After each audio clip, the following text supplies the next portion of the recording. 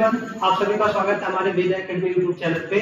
जैसा कि हमारा जो ये आगाज बैच चल रहा है, इसमें कंटिन्यू क्लासेस चल रही हैं और हमने आज क्लास 10 फर्स्ट फ्लाइट रूल्स का chapter number first related to god का मल्टीपल चॉइस क्वेश्चन लिया है, यानी एमसीक्यू लिया है, जो कि ओएमआर में एक नंबर का पूछा जाता है।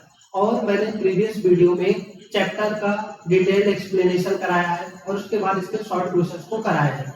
और आज के तहत हमारा जो है एमसीक्यू क्वेश्चन वो हम इसको सॉल्व करेंगे और एक भी क्वेश्चन छूटेगा नहीं, पूरा एग्जाम में फोड़ के आओगे, मतलब एक नंबर घसीटना है। ठीक है, तो बच्चे पहला क्वेश्चन क्या है, what is Lencho for? Lencho किस चीज की आशा कर रहा था? भाई मोटरसाइकिल की कर रहा था? नहीं। ट्रैक्टर की कर रहा था? नहीं। फिर क्या कर रहा था?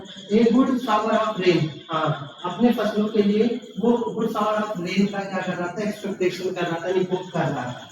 ठीक है, क्वेश्चन नंबर क्या है, why was Lencho satisfied? Lencho satisfied क्यों था? यानी लेंचो बच्चे सेटिस्फाइड मतलब होता है संतुष्ट। क्या होता है? संतुष्ट। लेंचो संतुष्ट क्यों था? तो लेंचो संतुष्ट क्यों था? और सी ये new tractor in his field, यानी अपने खेत में एक नया ट्रैक्टर देखकर? नहीं सर, बिल्कुल नहीं। और सी ये न्यू बफेलो, एक नई भैंस देखकर? तो सर क्या बात कर रहे हैं, इतना तो पता ही नहीं है। और seeing the field of right corn with flowers, यानी कि अपने फसलों को फूलों से लदा हुआ देखकर। हाँ, ये आपका राइट आंसर है। तो ये दो क्वेश्चन आप देख लीजिए फिर से। ठीक है, आगे बढ़ते हैं।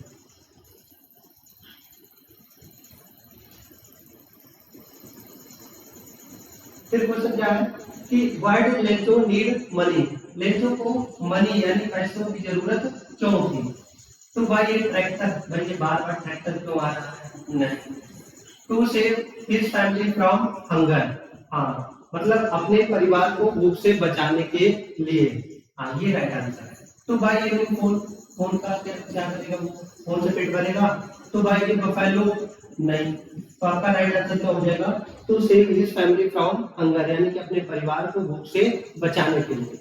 फिर क्या है, what is the post master do then? Post master ने फिर क्या किया? पोस्ट मास्टर ने क्या किया देखते हैं। He decided to collect the money and send it to Lencho, यानी कि उसने पैसा कलेक्ट करने का निर्णय लिया और उसे लेंचो को भेजा। He threw away the letter, उसने लेटर को फेंक दिया। He decided to beat Lencho to teach him a lesson, यानी उसने लेंचो को पीटने का निर्णय लिया, हाँ, उसे कोई पाठ सिखाने के लिए। क्या बात कर रहे हैं इसका option. He gave it to another postmaster, उसने किसी दूसरे पोस्ट मास्टर को हैंड ओवर कर दिया। कहेंगे सर बिल्कुल नहीं, उसने क्या किया कि मनी कलेक्ट किया और लेंचो को सेंड किया। तो ये आंसर आपका सही हो जाएगा। क्वेश्चन नंबर 5 क्या है, who read the letter sent by Lencho? यानी कि वो लेटर किसने पढ़ा जो लेंचो ने भेजा था? हिज वाइफ, उसकी पत्नी ने पढ़ा था? नहीं। द पोस्ट मास्टर ने पढ़ा था? या वन ऑफ द फार्मर, यानी किसी मतलब किसानों में से किसी एक ने पढ़ा था? आप कहेंगे बिल्कुल नहीं सर, गॉड ने पढ़ा था। गॉड किसी के लेटर पढ़ता है? नहीं। यहाँ पे क्या है, पोस्ट मास्टर। अगर बच्चे इसकी जगह पे पोस्टमैन दिया होता, ऑप्शन में पोस्टमैन और पोस्ट मास्टर दोनों दिया होता, तो आप पहले पोस्टमैन को प्रायोरिटी देते, क्योंकि सबसे पहले पोस्टमैन पढ़ा था, उसके बाद पोस्ट मास्टर को दिया था। हालांकि इसमें वो नहीं दिया गया पोस्टमैन, इसलिए हम किसको चूज करेंगे? पोस्ट मास्टर को चूज करेंगे। ठीक है, आगे बढ़ते हैं। फिर who is the author of the lesson related to god? ये बहुत इंपॉर्टेंट क्वेश्चन है ये वाला। Who is the author of the lesson related to god, मतलब रिलेटेड टू गॉड का ऑथर कौन है? तो जीएल पेंट्स है। कौन है? G L Fuentes. याद रखना। आप कैसे याद रख पाएंगे तो मैं एक ट्रिक बता दे रहा हूँ। इसमें किसका जिक्र किया गया? तो आप कहेंगे सर गॉड का जिक्र किया गया है, और किसका? लेंचो का। किसका? गॉड और लेंचो का। तो देखो, G for God, L for Lencho, है ना बढ़िया तरीका। जीएल पेंट्स मतलब गॉड और लेंचो। आया मजा? तो इस तरह से आप याद कर लेंगे। अब बताओ, कोई आपसे पूछे कि ऑथर कौन है, तो आप कहेंगे सर गॉड का और लेंचो का बात किया जाए तो कौन? जीएल, मतलब जीएल पेंट्स। वेरी गुड, बहुत समझदार बच्चे हैं। आगे बढ़ते हैं।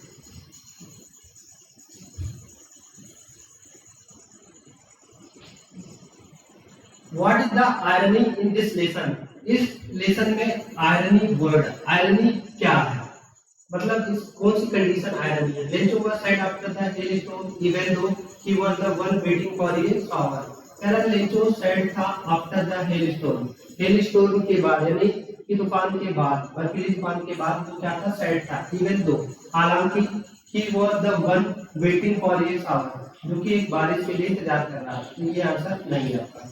Postmaster laughed eight Lencho but still helped arrange money for him, ये भी नहीं है।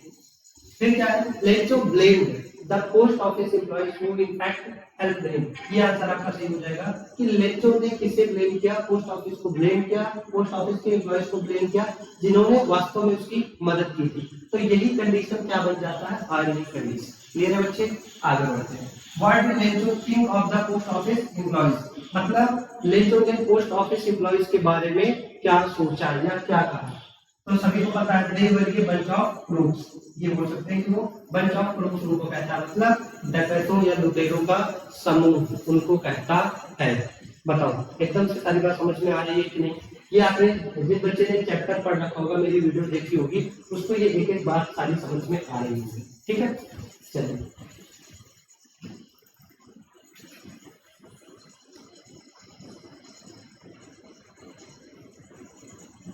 फिर क्या है, why was Lencho not surprised about seeing the money in the envelope, कह रहा है कि लेंचो क्यों सरप्राइज नहीं था लिफाफे में पैसे को पाकर, क्यों सरप्राइज नहीं था। He was too sad to acknowledge it, वो बहुत ज्यादा सैड था, नहीं। यहाँ पे सरप्राइज पूछा तो सैड का कोई काम ही नहीं है।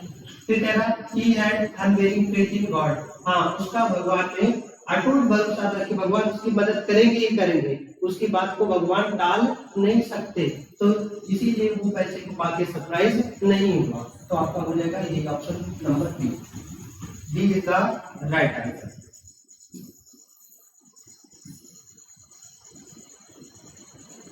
फिर क्या है, how much money was the postmaster able to arrange, मतलब कि जो ये पोस्ट मास्टर था वो कितने पैसे अरेंज कर सका था, कितने पेसोस अरेंज कर सका था। तो ये भी क्वेश्चन इंपॉर्टेंट क्वेश्चन है, कितने पेसोस अरेंज कर सका था बच्चे, तो वो अरेंज कर सका था, देखो 100 पेसोस की उसने डिमांड की थी। उसने कितने ही demanded 100 pesos from God but got only 70 pesos, मतलब उसने डिमांड किया था 100 पेसोस की, बट पाया वो कितना था, 70 पेसोस। कौन, लेंचो। और उसको दिया किसने था, बैंक में, यानी कि जो पोस्ट ऑफिस के एम्प्लॉयज थे उन्होंने अपनी सैलरी का कुछ पार्ट देकर उसको 70 पेसोस कलेक्ट किए, फिर उसको दिया। तो कह रहा है कि वो कितना अरेंज कर पाया था, कौन अरेंज कर पाया था, पोस्ट मास्टर। तो आप कहेंगे सर ये तो उसने डिमांड किया था, ये है नहीं, मतलब कुछ नहीं, 1000 पेसोस ये है नहीं, तो बच्चे कितना, 70 पेसोस। ठीक है, आगे बढ़ो। Why did the postmaster decide to reply to Lencho's letter, मतलब पोस्टमास्टर, ये भी इम्पोर्टेंट क्वेश्चन, क्या कह रहा है, Why did the postmaster decide, यानी पोस्टमास्टर ने क्यों डिसाइड किया to reply to Lencho's letter, मतलब लेंचो के लेटर को रिप्लाई करने का निर्णय क्यों हुआ। He was a good man, he felt empathetic, he wanted to preserve Lencho's faith in God, all of the above। हाँ, तो इसमें ये सारे ही ऑप्शन सही है, क्योंकि वो जो था पोस्ट मास्टर वो एक अच्छा आदमी था, उसने इम्पेरेटिव फेल किया, ये भी सही है, और वो लेंचो के भगवान में भरोसे को क्या बनाए रखना चाहता था, तो ये भी सही है। तो हम ये नहीं कि चारों पे सही लगाएंगे बच्चे, हमको केवल ऑल ऑफ दी अबव यानी कि इस पे ही बोला भरना है। तो समझ में आ रहा है कि नहीं आ रहा है, आपको बस जो 4 गोले दिए जाएंगे उनमें से केवल एक ही जो सही होगा उसी में आप गोला भरेंगे, एक के बजाय 2 गोले कभी आप नहीं भर सकते, आप एक बिंदी उस गोले में नहीं रख सकते। क्वेश्चन नंबर 12 को देखते हैं। The postmaster was in fact amiable man. What is the meaning of amiable? कह रहा है, अब यहाँ पे आपसे एमिएबल का बच्चे सिनोनिम पूछ रहा है कि एमिएबल का मतलब क्या होता है। तो एमिएबल का मतलब होता है बच्चे मिलनसार, एमिएबल का मतलब क्या होता है, मिलनसार। तो आप सभी लोग जानते हैं रूड मतलब होता है अशिष्ट, अशिष्ट मतलब बहुत जो अभद्र, मतलब लोगों से सही से बात न करता हो, तो ये रूड होता है। हेल्पफुल बच्चे एमिएबल मतलब मिलनसार और हेल्पफुल है, बट ये इसका थोड़ा 20-30% कह सकते हैं सिनोनिम है, लेकिन अगर आपसे मोस्ट एप्रोप्रिएट कहा जाए बच्चे ये फ्रेंडली ही सही है। फ्रेंडली मतलब क्या होता है, मिलनसार, ये इसका most appropriate synonym friendly. Clear, तो ये आपसे वोकैबुलरी में भी पूछ सकता है। आगे बढ़ो। How much money did Lencho ask for, ये भी क्वेश्चन इंपॉर्टेंट है। मतलब लेंचो ने कितने पैसे का यानी कितने पेसोस का डिमांड किया। अभी मैंने थोड़ी देर पहले बताया था कि कितने पेसोस का डिमांड किया। अब ये देखिए जीरो लेके कंफ्यूज मत होना, हाँ तो 100 ये 1000 ना बताओ, तो 100 पेसोस का उसने डिमांड किया था।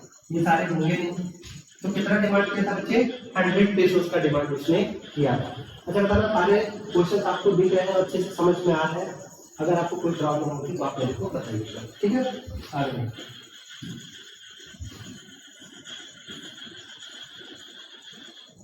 फिर क्या, what was the only hope left in the heart of Lencho family, यानी कि लेंचो की फैमिली के दिलों में आखिरी और इकलौती उम्मीद क्या थी? तो सीधी सी बात, हेल्प फ्रॉम गॉड, मतलब भगवान से मदद की उनकी आखिरी उम्मीद थी। और उनका कोई भी उम्मीद नहीं बचा था, क्योंकि आसपास कोई घर नहीं था जो उनकी मदद कर सके, है ना? तो इसलिए उनकी इकलौती उम्मीद केवल कौन है? भगवान, ठीक है?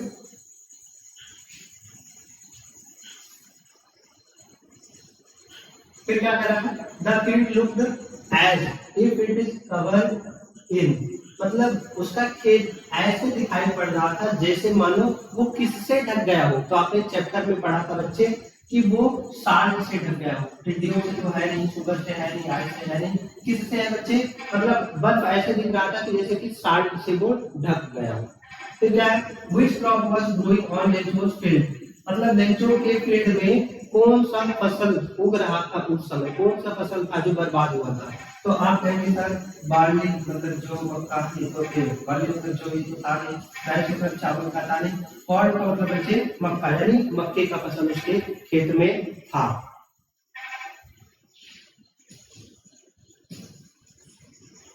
फिर आपके ये दो लास्ट क्वेश्चन है, क्या है? Where did Lencho expect the downfall to come from, यानी लेंचो किस तरफ से बारिश के आने की उम्मीद कर रहा था? तो आपने चैप्टर में पढ़ा है कि Lencho looked towards the north east, यानी कि लेंचो ने नॉर्थ ईस्ट की तरफ देखा and predicted that they would get there is some water, मतलब उसने किसकी तरफ देखा? नॉर्थ ईस्ट की तरफ देखा और प्रेडिक्ट किया कि उन्हें आज कुछ बारिश मिल सकती है, ठीक है? तो बच्चे क्या होगा? नॉर्थ ईस्ट यानी B is the right answer. फिर क्या है? Where was Lencho house situated, Lencho का हाउस कहां पे स्थित था? तो at the bottom of the hill, देखिए ये बच्चे हैं मान लो पहाड़ा नहीं मतलब पहाड़ी, ठीक है? ये पहाड़ी, सॉरी ये बच्चे पहाड़ी, ठीक है?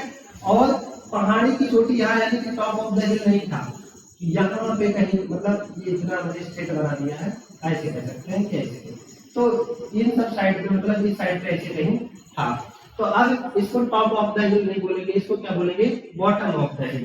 तो ये आपका फर्स्ट आंसर यानी कि A answer is the right answer. तो बच्चे उम्मीद करता हूँ कि आपको ये सारे क्वेश्चन बहुत आसानी से समझ में आए होंगे। एनसीईआरटी के क्वेश्चन हैं और आप पढ़ के जाइएगा। सोचो 10 मिनट के वीडियो में अगर आपको केवल और केवल आपको वीडियो देखते ही पूरी चीज समझ में आ जाती है, तो मतलब लिटरेचर में आपको एक्स्ट्रा एफर्ट कुछ लगाने की जरूरत नहीं है। और आपके लिए मैं खड़ा हूँ, मतलब आपकी कंप्लीट तैयारी, कुछ भी मैं नहीं छोड़ूंगा, एक सिंगल चीज नहीं छोड़ूंगा कि जो आपके एग्जाम में कहीं बाहर से आ जाए। क्योंकि मैं बच्चे आप शुरू से जानते हैं, मेरे को कुछ बच्चे चाहे वो ऑफलाइन पढ़ रहे हैं या फिर ऑनलाइन, मेरे को ये चीज जानते हैं कि मैं कभी शॉर्टकट के चक्करों में बिलीव नहीं करता। मुझे बस हमेशा एक चीज पे मेरा फोकस रहता है, डीप एक्सप्लेनेशन और लंबी क्लास। ये हम लोग का शुरुआत से ही, जब से चैनल बना तब से हम लोग का मोटो यही है कि हम बच्चों को हवाबाजी करके यूट्यूब पे बिल्कुल भी नहीं पढ़ाएंगे, ठीक है? चाहे चैनल ग्रो हो या ना हो। इसीलिए देखिए हमने इतने वीडियो लगभग 20-25 वीडियो का हमने प्रोवाइड करा है, लेकिन एक भी वीडियो में हमने ये नहीं कहा कि आप हमारे चैनल को लाइक करिए, सब्सक्राइब करिए। ये सब मैं आगे फर्जी अपने क्या बोलते हैं उसको, टीआरपी के लिए, है ना, अपने सब्सक्राइबर्स के लिए आके मैं यहाँ पे खड़े होकर बकैती बिल्कुल नहीं करूंगा। मुझे बस केवल क्या है, क्वालिटी कंटेंट देने पे काम करना है अपने बच्चों, और उसके बाद आपको टॉप कराना। ठीक है बच्चे, जय हिंद।